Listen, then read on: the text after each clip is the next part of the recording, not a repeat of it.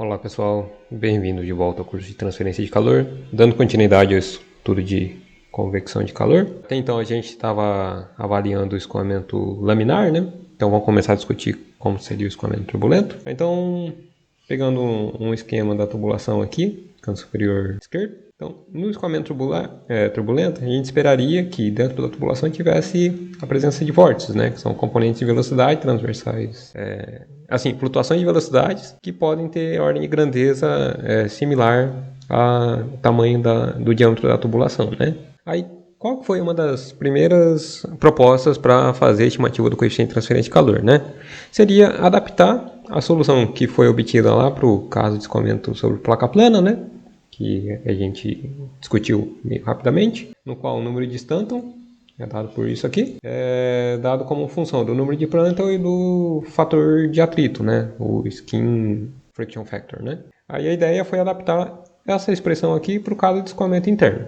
Então, do escoamento externo, a gente tem escoamento sobre placa plana, né? Então, placa plana aqui, a gente vai ter o infinito aqui fora. Aí aqui teria, considerando já que passou a região laminar, né? Então aqui a gente teria o escoamento turbulento, né? Aqui teria o infinito. Então o infinito, no caso do escoamento externo, passa a ser o médio, no caso do escoamento interno. O coeficiente de transferência de calor é definido como fluxo de calor dividido por Ts menos T infinito, né? No caso de placa plana, que teria um T infinito. Aí no caso do escoamento interno da tubulação, a temperatura de referência do fluido é temperatura bulk, né? Temperatura média ponderada pelo fluxo de entalpia. E no lugar do fator de atrito, que a gente viu, né? Que ele varia ao longo de x aqui para o escoamento sobre placa plana, aí seria um fator de atrito para escoamento interno à tubulação, né? Aí, só lembrando a definição, você deve ter visto lá no curso de termodinâmica, esse fator de atrito aqui é definido com base na tensão de cisalhamento, que é dado por essa expressão aqui. Então, tensão de cisalhamento dividido por ρ, o infinito ao quadrado sobre 2, né? Tensão de cisalhamento, nesse caso aqui, depende de x, né? No caso de escoamento sobre placa plana, e é referido na literatura como um fator de atrito do tipo Fanning. Aí, para o caso de escoamento interno a tubo, é mais comum utilizar outro fator de atrito, né? Conforme vocês viram lá no curso de mecânica dos fluidos, deve estar vendo no curso de máquinas hidráulicas, né? Que é o fator de atrito do tipo Darcy.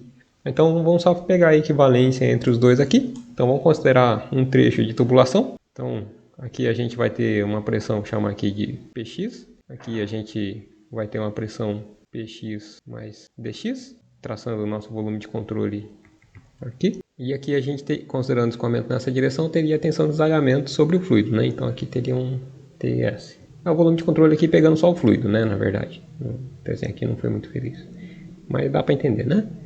Então, aplicando a segunda lei de Newton para esse volume de controle, né? Então, só escrevendo ela aqui. Então, aplicando o teorema de transporte de Reynolds para a segunda lei da termodinâmica. Então, a gente teria essa expressão, né? Pegando só a componente axial, que seria uma grandeza vetorial. Então só corrigindo aqui. A gente teria o Vx, né? Ao invés de V vetorial. Então, se for horizontal, por exemplo, a gente não teria componente de corpo. Considerando regime permanente, isso aqui seria zero.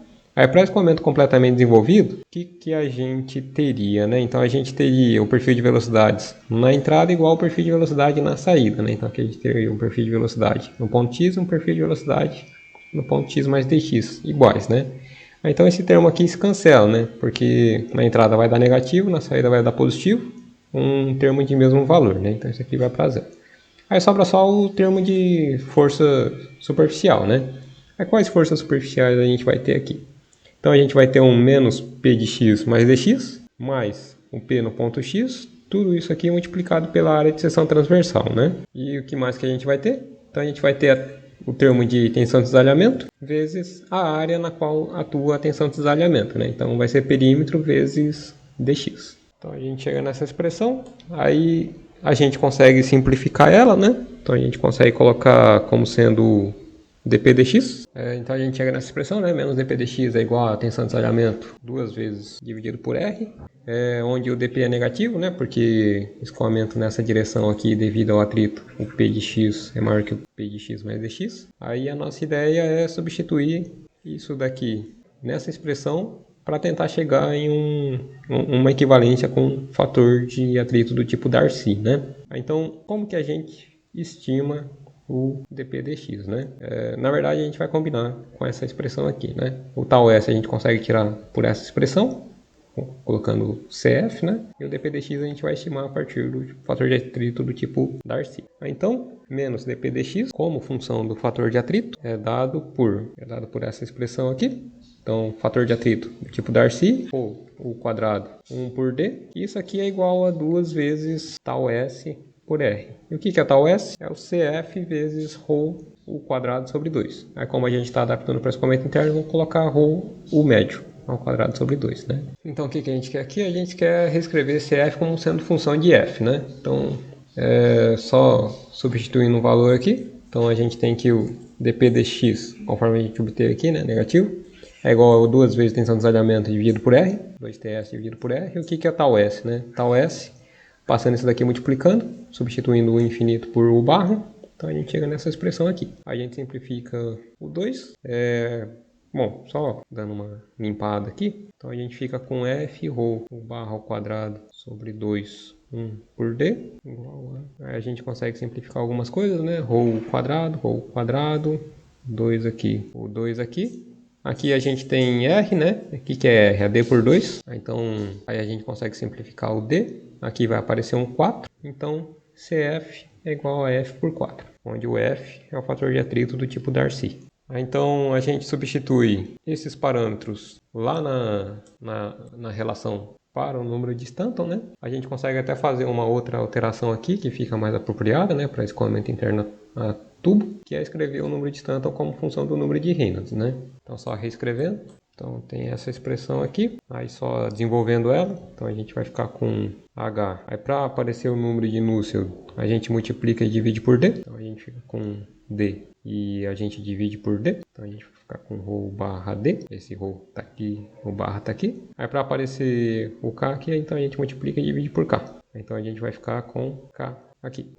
Aí, para aparecer o número de Reynolds, então a gente coloca μ aqui e μ aqui. Aí sobrou esse CP, né? Então aparece um CP aqui. Aí repare que isso aqui é 1 sobre Reynolds, 1 sobre Prandtl, né? Isso aqui é o número de Nusselt, que é igual a... Aí substituindo o CF que a gente obteve, né? Que é igual a F por 4, então a gente vai ficar com F por 8. Então F por 8 dividido por o mesmo parâmetro que está aqui, né? Onde no lugar de CF a gente coloca F por 8, F por 4, né? Então aqui vai ficar F por 8 dentro da raiz. Então só... reorganizando, né? Então aqui a gente tem Nusselt, Reynolds, Prandtl, quer dizer, inverso de Reynolds, inverso de Prandtl. Aí só passando para lá, então a gente fica com F por 8, Reynolds D, Prandtl, dividido pelo denominador aqui, né? Então é só repetir. Aí de onde a gente tira o fator de atrito, né? O fator de atrito a gente consegue estimar a partir de algumas relações, né? Por exemplo, você deve ter visto lá no curso de mecânica dos fluidos ou de máquinas hidráulicas. O diagrama de Moody está representado aqui do lado esquerdo, né? A partir do qual você tira o fator de atrito tipo Darcy,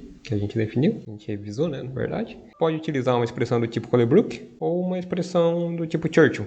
Então, tá dado aqui, né? Aí, essa metodologia aqui é válida para Reynolds mais elevado, né? Então, Reynolds acima de 10, 20 mil, né? Aí, então, isso aqui é uma aproximação, funciona relativamente bem, né? Só que aí, posteriormente, teve algumas outras proposições. Então, algumas relações até um pouco mais simples. Por exemplo, a relação de Ditus-Boelter, que é uma correlação que dá que o número de Nusselt é igual a 0,0243, Reynolds elevado a 0,8, Prandtl elevado a 0,4. Aí, para qualquer caso, né? As propriedades estimadas para a temperatura de filme, né? Temperatura de superfície mais TB dividido por 2. Como que fica na região de entrada, né? No caso da região de entrada para escoamento turbulento, o comprimento necessário é bem menor, né? Se comparado com o caso do escoamento laminar. Se vocês lembram lá, a gente fez uma estimativa bem superficial, então a gente chegou que para o desenvolvimento hidrodinâmico era na ordem de 100 diâmetros, né? Para o desenvolvimento térmico, isso daí fica bem menor. Aí, conforme a gente tinha discutido também, né? Aí, para o desenvolvimento hidrodinâmico, a gente tinha a dependência do número de Reynolds e do número de Prandtl. A gente viu que, dependendo do número de Prandtl, poderia ser muito elevado, né? O comprimento necessário para ter o desenvolvimento térmico. Mas aqui nessa tabela, que vem lá do Lienhard, a gente vê que o número de diâmetros necessário para ter o desenvolvimento é relativamente pequeno, né? Então, para escoamento turbulento, em geral, não é tão relevante assim, né? Mas, de qualquer modo, é interessante avaliar se o escoamento está desenvolvido ou não. No caso dele estar na região de desenvolvimento, região de entrada, então tem como fazer uma estimativa, né, do qual seria o coeficiente de transferência de calor médio, com base no coeficiente de transferência de calor da região desenvolvida, né, que é a partir daquelas relações lá que a gente obteve, que a gente viu, né. Aí onde esse parâmetro C e o parâmetro N aqui depende do tipo de geometria da entrada da tubulação. Aí tem mais algumas relações um pouco mais modernas, né? Por exemplo, em comparação com aquela que a gente apresentou lá de Tusbolter, né? Aquela década de 30. Aí tem essa relação aqui de Petukoff, que é para reinos a partir de 10.000, né? Até 5/10 a sexta. Então para essa faixa aqui de Prandtl bem ampla, né? E o fator de atrito dado por essa expressão aqui, né? Um pouco mais simplificado do que aquela de Colebrook. Que se vocês repararem aqui, Colebrook é uma equação transcendental, né? Que tem F aqui e F aqui. Então você precisa de um método interativo. Aí essa relação aqui já é um pouco mais simples de ser implementada, né?